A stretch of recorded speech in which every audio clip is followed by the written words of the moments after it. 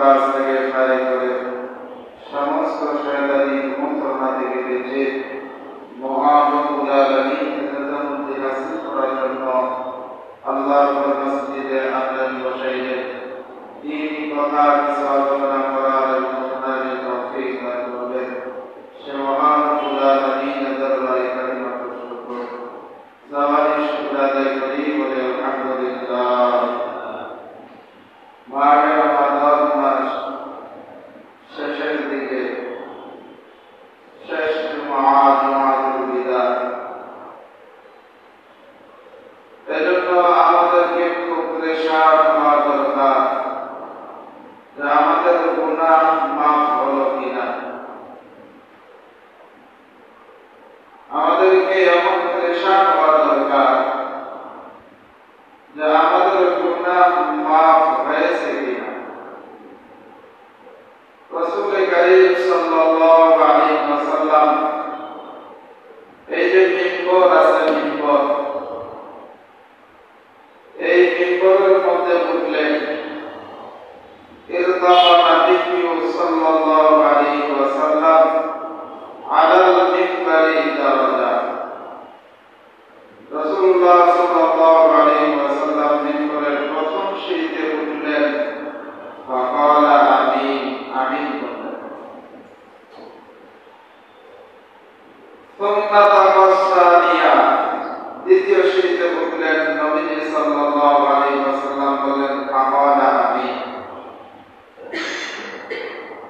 সুম্মা তাকাসানিয়া, নবীজি তৃতীয় সিঁড়িতে উঠলেন। তৃতীয় সিঁড়িতে উঠেও বললেন ফাকালা আমিন। সাহাবায়ে কেরাম রাদিয়াল্লাহু তাআলা আলাইহিম আজমাইন জিজ্ঞাসা করলেন সুম্মা ইস্তাওয়া ওয়া জালাসা, ইয়া রাসূলুল্লাহ, আজকে যে আপনি যে কাজটি করলেন, মিম্বরে ওঠার সময় যে শব্দগুলি করলেন, ইতিপূর্বে কোনদিন এই শব্দগুলি পড়তে শুনি নাই, আজকে আপনি কেন করলেন? রাসূল কারীম সাল্লাল্লাহু আলাইহি ওয়াসাল্লাম বলেন, জামিআ তিরমিজি শরীফের হাদিস 3545 নম্বর হাদিস। এই হাদিসটি হযরত আবু হুরায়রা রাদিয়াল্লাহু তাআলা আনহু থেকে বর্ণিত। রাসূল কারীম সাল্লাল্লাহু আলাইহি ওয়াসাল্লাম বলেন, রাগিবা আনফু রাজুলিন যুকিরতু ইনদাহু ফালাম ইউসাল্লি আলাইহি। রাসূল কারীম সাল্লাল্লাহু আলাইহি ওয়াসাল্লাম বলেন, ওই ব্যক্তি ধ্বংস হোক যে ব্যক্তির সামনে আমি নবীর নাম নেওয়ার পরে আমি নবীর নামের উপরে দরুদ পড়ল না, ওই ব্যক্তি ধ্বংস হোক।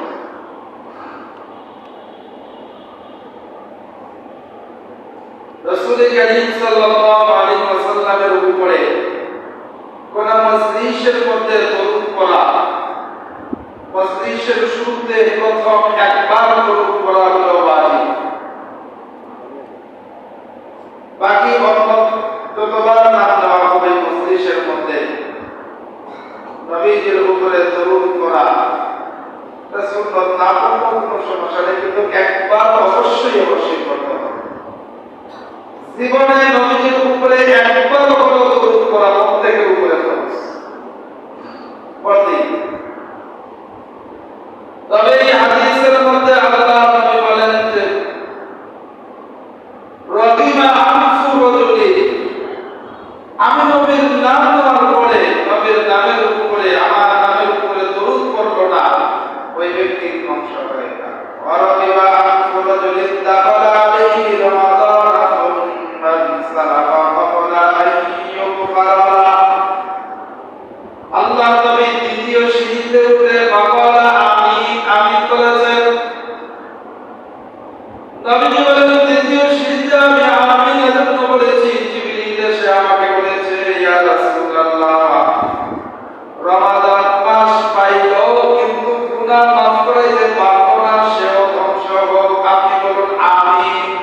নবীজি বলেন যে আমি আমিন বলেছি। রমাদান মাস পাইল কিন্তু নিজের গুনাহ মাফ করাইতে পারল না, নবীজি আমিন বলছেন। এরপরে দ্বিতীয় শ্রেণীতে ওয়ারাকানা ফুরুজুল আদরাকা ইনদাহু ফালাম ইউদখিলাহুল জান্নাহ। তৃতীয় শ্রেণীতে পা দিয়ে নবীজি সাল্লাল্লাহু আলাইহি ওয়াসাল্লাম বললেন আমিন। এর কারণ হলো নবীজি বললেন যে জিবরিল এসে আমাকে বললেন যে ব্যক্তি তার বাবা মাকে বৃদ্ধ অবস্থায় পাইল, একজনকে পাইল অথবা দুইজনকে পাইল, তাদের খেদমত করে জান্নাত কামাই করে দিতে পারলো না, ওই ব্যক্তিও ধ্বংস হয়ে যায়। আদরাকা ইনদা আবওয়াবুল কিবার ওয়া ফালাম ইউদখিলাহুল জান্নাহ। যে মা বাবা দুজনের উভয় নেই অথবা একজনকে পাইল কিন্তু খেদমত করে জান্নাত কামাই করতে পারলো না, ওই ব্যক্তিও ধ্বংস হয়ে যায়। প্রিয় মুসলিম ভাইরা, এখন সংক্ষেপে গুনাহের মাফের নির্বাচিত 11টি উপায় আপনাদের সামনে বলবো। সংক্ষিপ্ত ভাবে বলবো, বিস্তারিত ভাবে বলার মতো সুযোগ বা সময় নাই, সেটা হবে না। সংক্ষিপ্ত ভাবে গুনাহ মাফের 11টি উপায় আপনাদের সামনে এখন বলা হবে ইনশাআল্লাহ। গুনাহ মাফের 1 নম্বর উপায় হলো একনিষ্ঠ তওবা করা। গুনাহ মাফের 1 নম্বর উপায় একনিষ্ঠ তওবা করতে হবে। সূরা তাহরীম আয়াত নম্বর 8 আল্লাহ তাআলা বলেন ইয়া আইয়ুহাল্লাযীনা আমানু তুবু ইলাল্লাহি তাওবাতান নাসুহা আসা রাব্বুকুম আন ইউকাফিরা আনকুম সাইয়্যাতিকুম। আল্লাহ তাআলা বলেন যে হে ঈমানদারগণ, তোমরা আল্লাহর কাছে তওবা করো, খাঁটি তওবা করো, আশা করা যায় তোমাদের রব তোমাদের গুনাহগুলো মাফ করে দিবে। তাহলে 1 নাম্বার গুনাহ মাফের উপায় হলো একনিষ্ঠ তওবা করতে হবে, আশা করা যায় আল্লাহ তাআলা আমাদের গুনাহগুলো মাফ করে দিবেন। গুনাহ মাফের 2 নম্বর উপায় হলো সুনানে ইবনে মাজাহ হাদিস নম্বর 4250।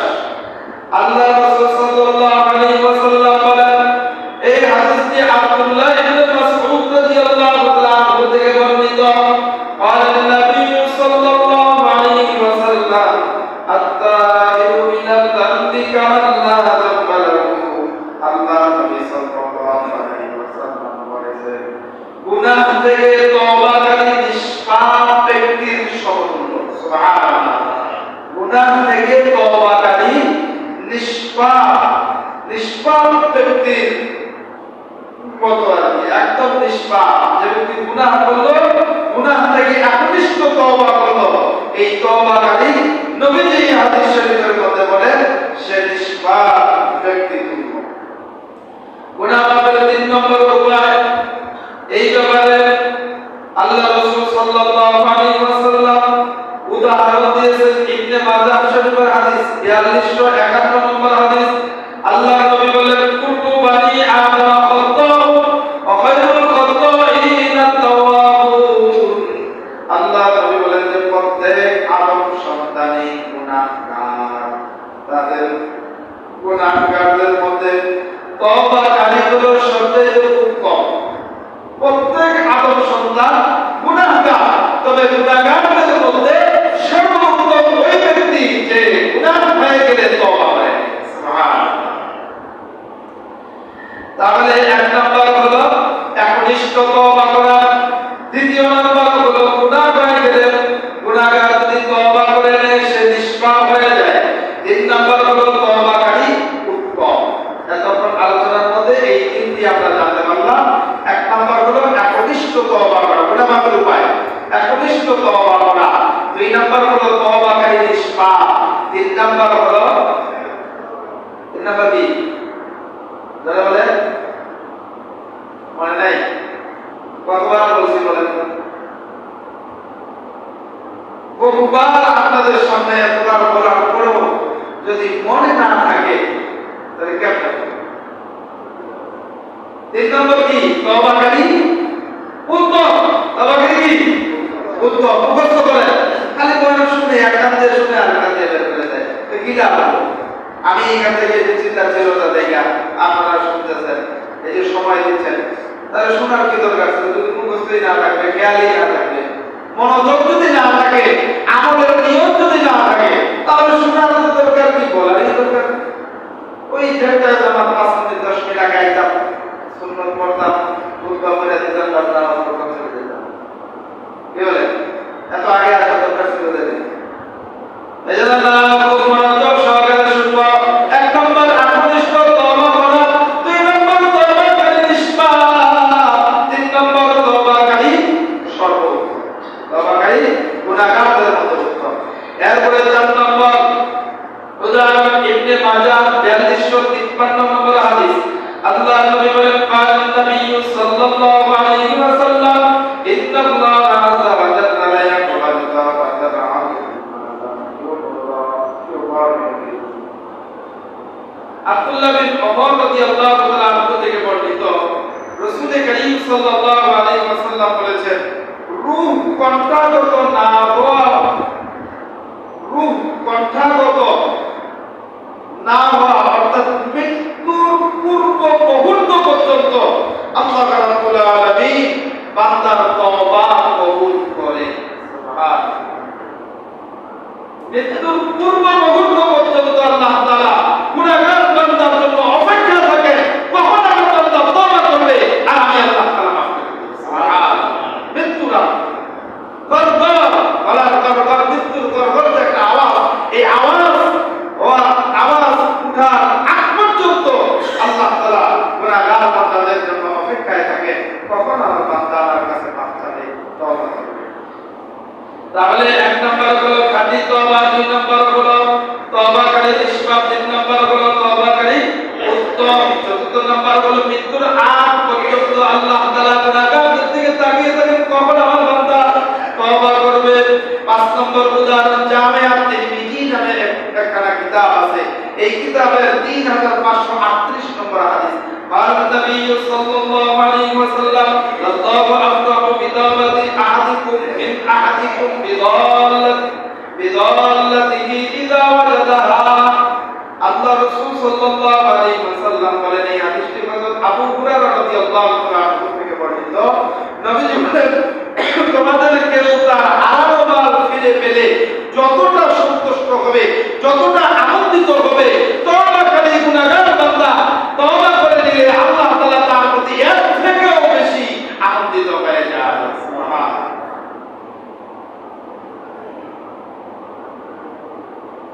6 নম্বর উদাহরণ, আল্লাহ তাআলা বান্দাকে মাফ করার জন্য সবচেয়ে বেশি সক্ষম বান্দাকে আল্লাহ তাআলা রাতের বেলা ক্ষমা করেন।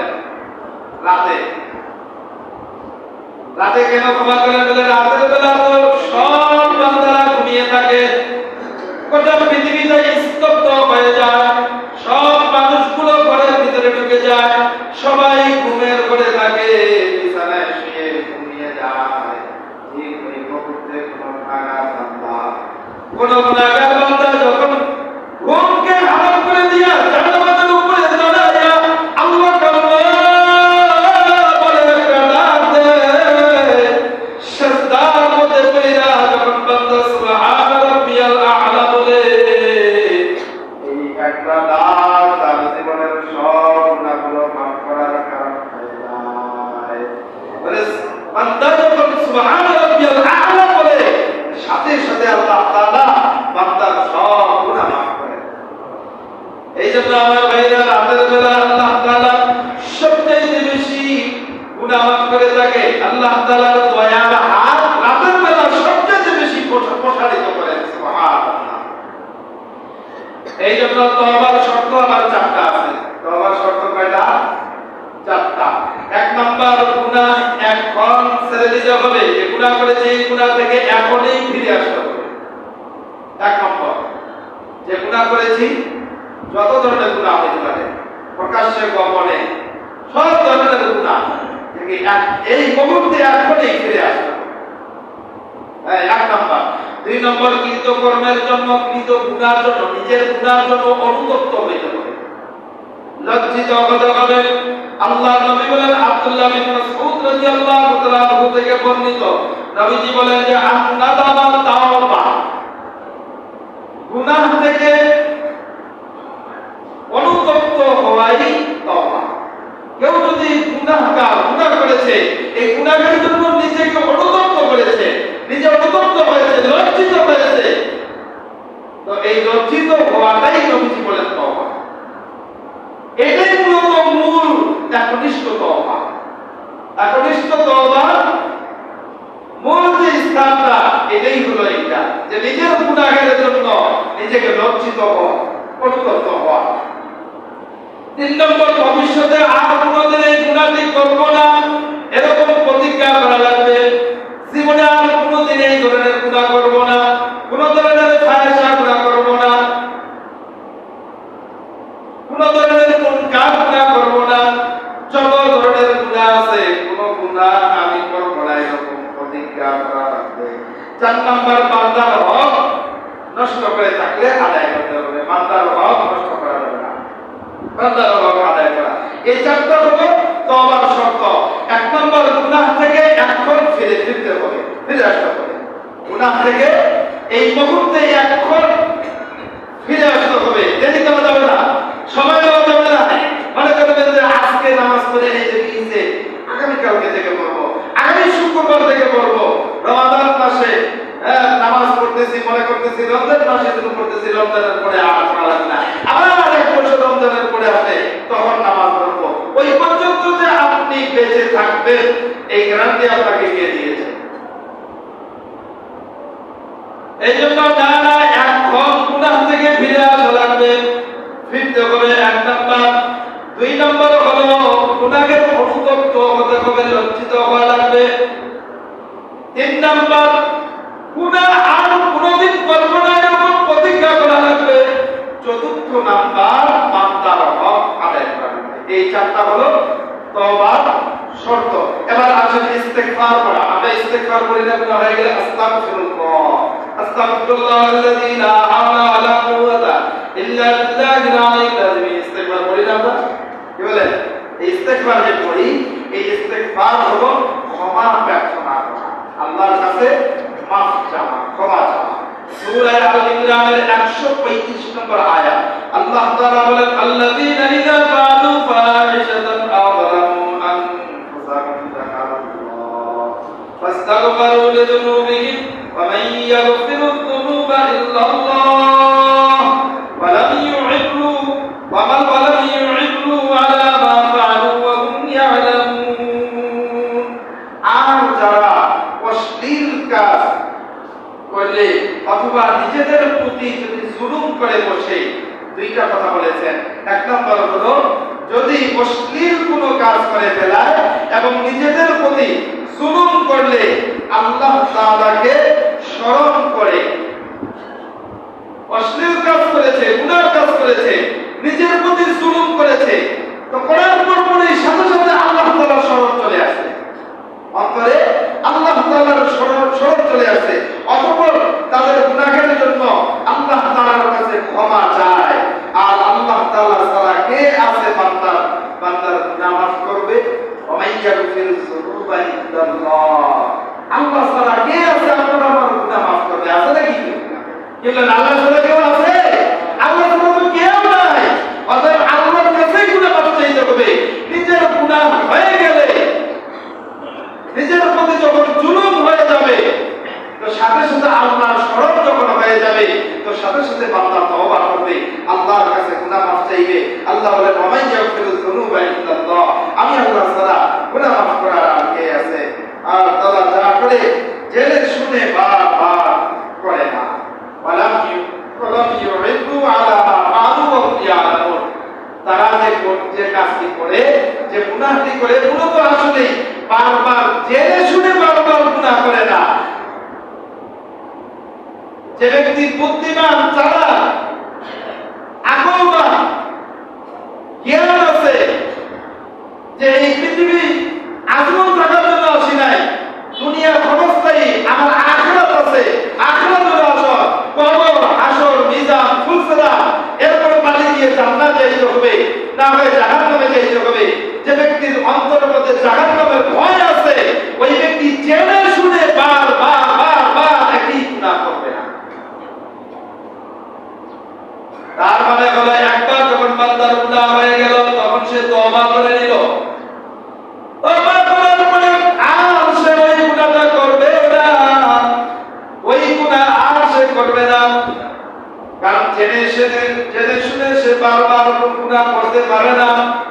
এই জন্য গুনাহের মাফের 3 নম্বর উপায়, গুনাহ মাফের 3 নম্বর উপায় হলো ক্ষমার আশায় আল্লাহ তাআলার কাছে দোয়া করা। সে আশায়, ক্ষমার আশায় আল্লাহর কাছে যে আমরা দোয়া করি, মাফ চাই, আমরা অনেকেই মনে করি কি আমার দোয়া কবুল হবে কিনা, আমার গুনাহ মাফ চাইলাম, আল্লাহ দিবে কি দিবে না, দিবে না, এটা না, আশা থাকতে হবে, কত আশা। আল্লাহ তো গুনাহ মাফ করার জন্য আপনার আমার মৃত্যুর গড়গড়া শব্দ হওয়ার আগ পর্যন্ত যেহেতু আল্লাহ অপেক্ষায় থাকে, তাহলে অবশ্যই আপনার আমার গুনাহ আল্লাহ মাফ করবেন, এই আশা নিজের মধ্যে রেখে আল্লাহর কাছে দোয়া করবেন। গুনাহ মাফের 4 নম্বর উপায়, কুল ইন কুনতুম তুহিব্বুনাল্লাহ ফাত্তাবিউনি ইউহিব্বুকুমুল্লাহ ওয়া ইয়াগফির লাকুম যুনুবাকুম আল্লাহু গফুরুর রহিম। গুনাহ মাফের 4 নম্বর উপায় হলো নবীজির আনুগত্য করা। আল্লাহ তাআলা কোরআনে কারীমের মধ্যে আয়াতের মধ্যে বলেন, কুল ইন কুনতুম তুহিব্বুনাল্লাহ, আল্লাহ তাআলা আমার আপনার নবীকে বলতেছেন যে বলো তোমরা যদি আল্লাহকে ভালোবাসো তাহলে ফাত্তাবিউনি ইউহিব্বুকুমুল্লাহ, ফাত্তাবিউনি, আমি নবীকে অনুকরণ করো, তাহলে আল্লাহ তাআলা ইউহিব্বুকুমুল্লাহ, তাহলে আল্লাহ তাআলা তোমাদেরকে ভালোবাসবেন। তাহলে আল্লাহ তাআলার ভালোবাসা পাইতে গেলে নবীর আনুগত্য করা লাগবে, আর নবীর আনুগত্য করলে আল্লাহর ভালোবাসা পাওয়া যাবে। তা এরপরে কি লাভ হবে? ওয়ায়াগফির লাকুম যুনুবাকুম, আল্লাহ তাআলা বলেন যে তোমাদের সমস্ত গুনাহগুলো আমি আল্লাহ তাআলা মাফ করে দেব। তাহলে গুনাহ মাফের 4 নাম্বার উপায় আমরা পাইলাম নবীজির আনুগত্য করা। নবীজির আনুগত্য শুধু কি টুপির মধ্যে, শুধু পাঞ্জাবির মধ্যে, শুধু খানা খাওয়ার সময়, শুধু ওযু করার সময়, শুধু নামাজের রুকু সিজদা দেওয়ার সময়। নবীজির আনুগত্য আমি আমার ব্যক্তি জীবনে আমার জায়গায় করব না। নবীজির আনুগত্য কি আমার পারিবারিক ভাবে করা লাগবে না। নবীজির আনুগত্য কি আমার আন্তর্জাতিক জীবন, রাজনৈতিক জীবনে করা লাগবে না। মনে হয় এরকম নাকি? না, সামাজিক, রাজনীতি, আন্তর্জাতিক, আপনারা আবার ঘর থেকে নিয়ে, রান্নাঘর থেকে নিয়ে একদম সংসদ পর্যন্ত, আপনারা আবার জন্ম থেকে নিয়ে মৃত্যুর আগ পর্যন্ত যা যা প্রয়োজন, যখন যে কাজটির প্রয়োজন, যখন যে কাজ আমরা করব, সমস্ত কাজের মধ্যে নবীজির আনুগত্য করার নামই হলো নবীর আনুগত্য করা। আর নবীর এই আনুগত্য করলে নবীকে ভালোবাসা হবে।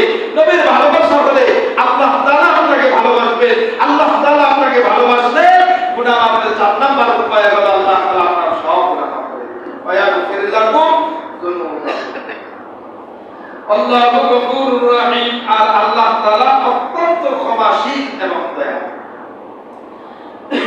গুনাহ মাফের 5 নাম্বার উপায়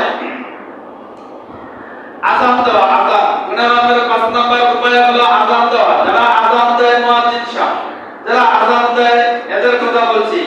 আবু দাউদ শরীফের হাদিস, এখানে কিতাবের নাম আছে হলো আবু দাউদ, সুনানে আবু দাউদ শরীফ 515 নম্বর হাদিস। আল্লাহর নবী সাল্লাল্লাহু আলাইহি ওয়াসাল্লাম বলেন, আলান নবী সাল্লাল্লাহু আলাইহি ওয়াসাল্লাম আল মুআজ্জিন ইউগফার লাহু মাদা সাউতিহি ওয়া ইয়াশহাদু লাহু কুল্লু রাতবিন ওয়া ইয়াগসিলু ওয়া শাহিদুস সালাহ ইউকতাবু লাহু 25 সালাতা ওয়া ইউকাফফারু আনহু মা বাইনাহুমা। হযরত আবু হুরায়রা রাদিয়াল্লাহু তাআলা আনহু থেকে বর্ণিত, রাসূল করিম সাল্লাল্লাহু আলাইহি ওয়াসাল্লাম বলেন, মুয়াজ্জিনের কণ্ঠস্বর যত দূর পর্যন্ত যায়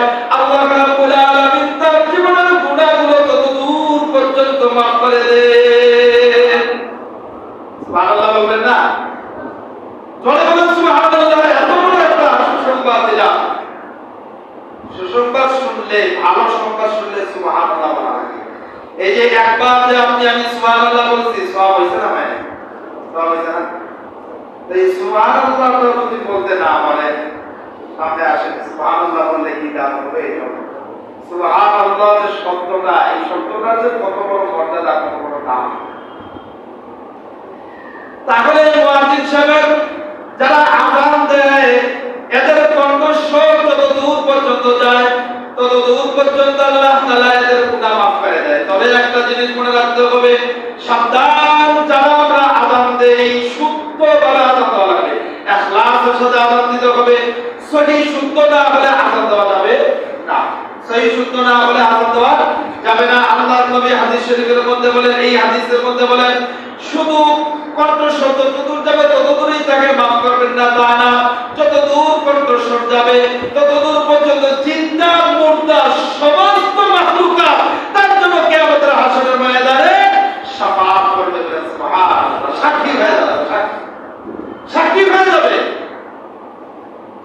তাহলে আপনি আযান দিলেন, কিন্তু আপনার আযান যদি শুদ্ধ না হয়, সহিহ না হয়, শুদ্ধ যদি না হয়, সহিহ না হয়, তাহলে যতদূর পর্যন্ত আওয়াজ যাবে ততদূর পর্যন্ত জিন্দা মুর্দা যারা শুনবে, এরা আপনার পক্ষে সাক্ষী না দিয়ে বিপক্ষে সাক্ষী। নাউযুবিল্লাহ বলেন।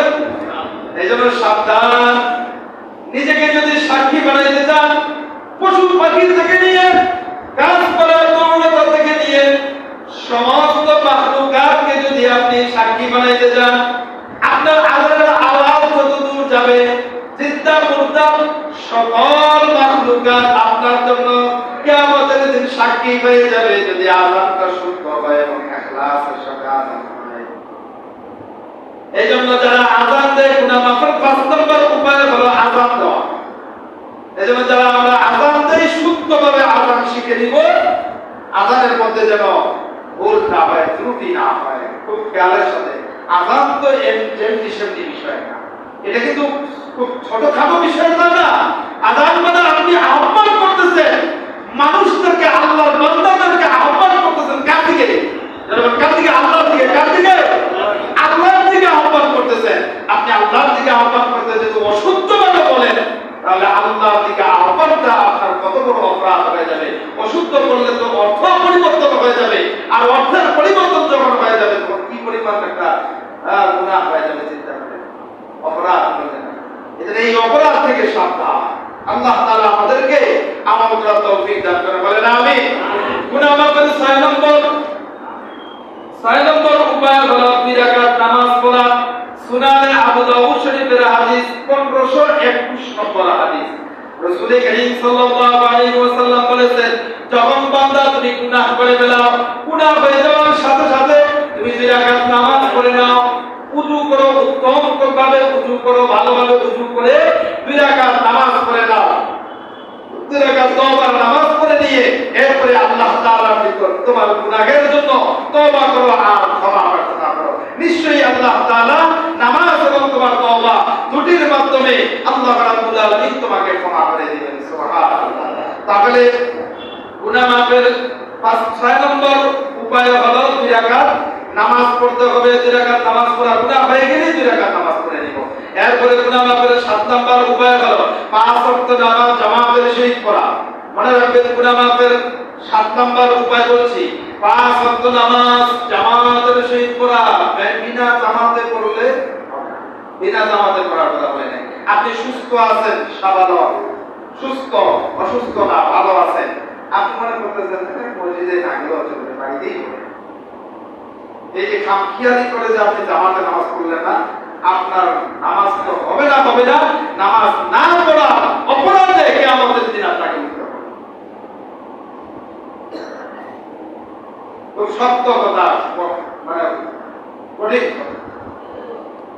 জামাতের সাথে নামাজ পড়বেন না, সুস্থ আছেন, সাবালক, সুস্থ, আপনার কোনো সমস্যা নাই, মসজিদে গেলেই চলে। আপনার মসজিদে আপনি যাইতে পারবেন, যাওয়ার সামর্থ্য আছে, অথচ আপনি মসজিদে গেলেন না, বাড়িতে নামাজ পড়লেন। অনেকে বলে কি, বাড়িতে নামাজ পড়ছি, নামাজ না পড়া উচিত না, এটা হয়তো হবে না, কিন্তু এটা থেকে বেঁচে যাব। কিন্তু জামাতে নামাজ না পড়লো, নামাজ যে পড়তে হবে এটা আদায় হয়ে যাবে। নামাজ পড়তে হবে, এই আপনার এই যে ভাগাবাজির কথা কে শিখেছে? কে বলছে আপনাকে এটা ভাগাভাগি নামাজের ব্যাপারে।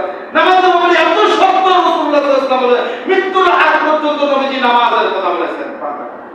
উম্মতকে নামাজের কথা বারবার নবীজি বলেছেন। কোরআনে কারীমের মধ্যে 80 থেকে 85 বার নামাজের কথা বলা আছে, নামাজের তাগিদ দেওয়া আছে। এতবার নামাজের কথা কোরআনে আল্লাহ তাআলা যদি বলতে পারে তাহলে এটা কি খুব মালুমি বিষয় নাকি? এটা কি হালকা বিষয়? আমরা তো হালকা বানিয়ে নিয়েছি। হালকা বানিয়ে নিলে হবে না। গুনাহ মাফের 7 নম্বর কারণ হলো 7 নম্বর উপায় হলো 5 ওয়াক্ত নামাজ জামাতের সহিত মসজিদে পড়তে হবে সুস্থ থাকলে।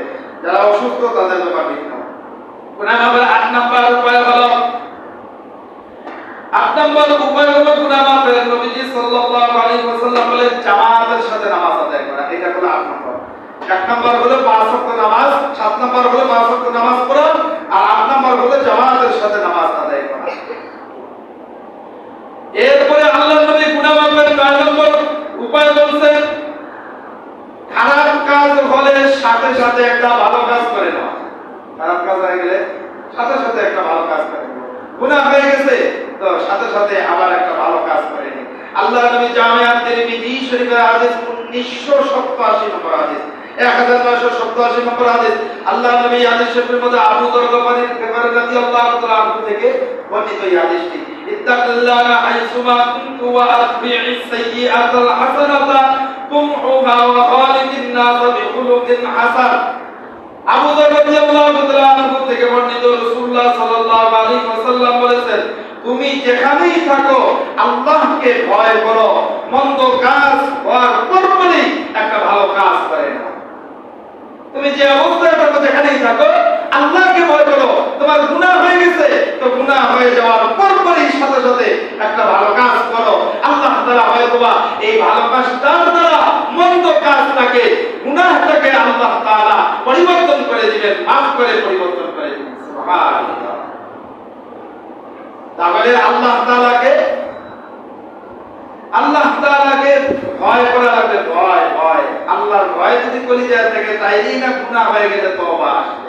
আর আল্লাহর ভয় যদি কলিজায় না থাকে গুনাহ করতেই থাকবে তওবা তার কপালে নসিব হবে না।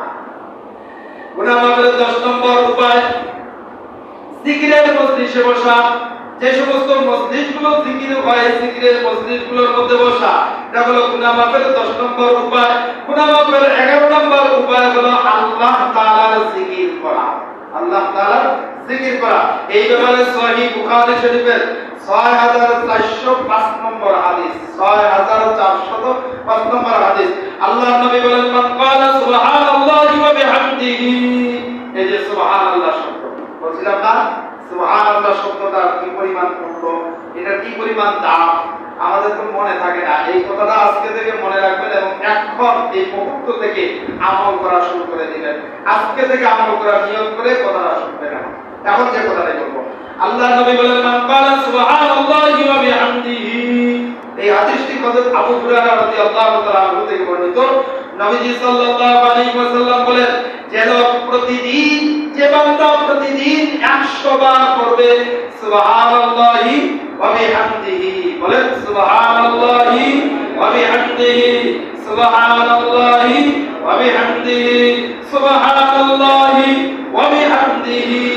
আল্লাহ তাআলা বলেন, আল্লাহর নবী বলেন তার গুনাহগুলো আল্লাহ রাব্বুল আলামিন ক্ষমা করে দিবেন। যদিও তার গুনাহগুলো সমুদ্রের ফেনা পরিমাণ হয়। সুবহানাল্লাহ। সমুদ্রের ফেনা পরিমাণ হইলেও গুনাহ মাফ করে দিবেন ছোট্ট একটা আমলের মাধ্যমে। সেটা হলো সুবহানাল্লাহি ওয়া বিহামদিহি। সুবহানাল্লাহ শব্দটার কি পরিমাণ দাম দেন, যেন মাঝে মাঝে সুবহানাল্লাহ একটু বলবেন। আর মুখ বন্ধ করে টাকা থাকলে হবে? মুখ বন্ধ করে টাকা থাকলে তো কাজ হবে না। এগুলো বলবেন, এগুলো বললে তো আপনার লাভ হবে, আমাদের কি? আপনি বলবেন আপনার লাভ হবে, আমি বলবো আমার লাভ হবে। আপনার আমলের প্রতিদান আপনি পাবেন, আমার আমলের প্রতিদান আমি পাবো। এই জন্য রমাদান মাস শেষ পর্যায়ে আপনারা আমার কাছে চলে আসছে, রমাদান শেষ হয়ে যাচ্ছে। আরে রমাদানে আপনার আমার গুনাহ মাফ হইছে কিনা এটা আশা আপনার আমার দিলের মধ্যে রাখা লাগবে। কিন্তু যদি গুনাহ মাফ না হয় তাহলে আপনি আমি হলাম ধ্বংসপ্রাপ্ত। নবীজির হাদিস ধ্বংসপ্রাপ্ত। এই জন্য খুব সাবধান, খুব প্রেশার হওয়া দরকার। আপনার রমাদান যত শেষের দিকে যায় তত আমরা প্রেশার হই, কে কিভাবে ব্যবসা করবে, কে কিভাবে মার্কেট করবে, কে কিভাবে ঘরকে সাজাবে, কে কিভাবে শরীরকে সাজাবে, কে কিভাবে নিজের সন্তানকে, বিবিকে, আত্মীয়কে, কাকে কি কোন জায়গায় কোন জিনিস লাগবে, এগুলো নিয়ে খালি ব্যবসা কিনা নিয়ে আমরা কিন্তু ব্যস্ত হয়ে যাই। কিন্তু প্রেশার হওয়ার দরকার যে আমার এই রমাদানে আমার গুনাহ মাফ হইল। এই জন্য প্রেশার হয়ে আমল বাড়িয়ে দিতে হবে। সুবহানাল্লাহ ওয়া বিহামদিহি প্রতিদিন 100 বার করবেন। সমুদ্রের ফেনা পরিমাণও যদি গুনাহ হয় আল্লাহ তাআলা ক্ষমা করে দিবেন। তাহলে গুনাহ মাফের উপায় 11টা। কয়টা? 11টা। আবার সানি করে দিয়ে রিপিট করে দিয়ে আলোচনা ইনশাআল্লাহ শেষ করে দিব। 1 নাম্বার একনিষ্ঠ তওবা করা। মনে রাখেন, খেয়াল করেন, মনোযোগ দিয়ে শুনেন। 1 নাম্বার একনিষ্ঠ তওবা করা। 2 নম্বর তওবার শর্ত মেনে তওবা করা, ইস্তিগফার করা, ক্ষমা প্রার্থনা করা। 3 নাম্বার ক্ষমার আশায় দোয়া করা, ক্ষমার আশায় দোয়া করা। 4 নাম্বার নবীজি সাল্লাল্লাহু আলাইহি ওয়াসাল্লামের আনুগত্য করা। 5 নাম্বার সহিহ শুদ্ধভাবে আযান দেওয়া। 6 নাম্বার 2 রাকাত নামাজ পড়া। 7 নাম্বার 5 ওয়াক্ত নামাজ পড়া। 8 নাম্বার জামাতের সাথে 5 ওয়াক্ত নামাজ পড়া। 9 নম্বর খারাপ কাজ হলে সাথে সাথে একটি ভালো কাজ করে নেওয়া। 10 নম্বর জিকিরের মজলিসে বসা। 11 নম্বর জিকির বেশি বেশি করে করা। এই 11টি হলো গুনাহ মাফের উপায়। এরপর 9 নম্বর আল্লাহ তাআলা যে বলেছেন গুনাহ মাফের উপায় ভালো কাজ করা। ভালো কাজের মধ্যে যত ধরনের ভালো কাজ আছে এর মধ্যে একটা ভালো কাজ হলো রমাদান মাসের মধ্যে সবচেয়ে ফজিলতপূর্ণ এই কাজ। একটা কাজ হলো সেটা হলো আল্লাহর রাস্তায় আল্লাহর দেওয়া মাল খরচ করা, দান করা। এই যে মসজিদের মধ্যে আছে, মসজিদে দান বাক্স নামাজের প্রচার হবে। কমপক্ষে 20 থেকে 30 টাকা, 50 টাকা, 100 টাকা সামর্থ্য অনুযায়ী যে যেরকম একটু বেশি বাড়িয়ে যখন আমি দিব, এই দানটা হবে গুনাহ মাফের কারণ। এই দানটাও গুনাহ মাফের কারণ হবে। এই দানটা হবে আল্লাহর ক্রোধ নিবারণের কারণ, আল্লাহর রাগ ঠান্ডা হওয়ার কারণ। এই দানটা হবে জান্নাতে যাওয়ার কারণ। এই দানটা হবে অসুস্থ থেকে সুস্থতা থাকার কারণ। এই দানটা হবে আপনার আমার রিজিক বৃদ্ধির কারণ। এই দানটা হবে আপনার আমার কবর, হাসর, মিজান, ফুলসিরাত পানি দিয়ে জান্নাতে যাওয়ার উপায়। এই জন্য আল্লাহর রাস্তায় বেশি বেশি করে দান করব। আপনার আমার মা বাবা যদি বেঁচে থাকতো তাহলে এই ঈদে মা বাবাকে কি কাপড় দিতে হইতো না? হইতো না? মা বাবাকে কাপড় দিতে গেলে কমাস কম মা বাবার পিছনে যে গরিবি হালে গেল বর্তমান যে অবস্থা, যে অবস্থা 5,000 টাকা তো খরচ হইতো। কি বলেন, হইতো না? 5,000 টাকা কমপক্ষে হলেও খরচ হইতো। তো আপনি 5,000 টাকা আপনার রাস্তায় খরচ করেন মা বাবার জন্য। মা বাবা কবরে আছে, মা বাবার গুনাহ মাফের জন্য, সবরের জন্য, তাদের কবরের মধ্যে তারা কি অবস্থায় আছে তাদের ভালো থাকার জন্য, কবরে তারা যেন ভালো থাকে, শান্তিতে থাকে, এই জন্য আপনি মা বাবার জন্য 5,000 টাকা এই ঈদের আগে রমাদান মাসে আল্লাহর রাস্তায় দান করে থাকেন। দান করে দেন। 5,000 টাকা পারবেন না, 10,000 টাকা বেশি হয়ে যাচ্ছে। বেঁচে থাকলে 5,000ই খরচ করতেন, এখন মারা গেছে, কবরে শুয়ে আছে। কমপক্ষে আপনি মায়ের জন্য 1,000, বাবার জন্য 1,000 দেন, মায়ের জন্য 500 আর বাবার জন্য 500 দেন। এর থেকে আর কম কি দিবেন? তো এই দানটা যখন আপনি আল্লাহর রাস্তায় দিবেন, এই দানের সওয়াব, পরিপূর্ণ সওয়াব আল্লাহ আপনাকেও দিবে, আপনার মা বাবাকেও দিবে। আপনার সওয়াব থেকে আল্লাহ তাআলা চুল পরিমাণ সওয়াব কমতি করবেন না। কেন? এজন্য আল্লাহর রাস্তায় আমরা খরচ করব। আল্লাহ রাব্বুল আলামিন আমাদের সকলকে গুনাহ মাফের এই 11টি উপায় আপনাদের সামনে যে বললাম, আমাকে এবং আপনাদেরকে, আমাদের সকলকে আল্লাহ তাআলা এই 11টি উপায় অনুকরণ করার তৌফিক দান করেন। আমিন। যারা শুনুন আমার কাছে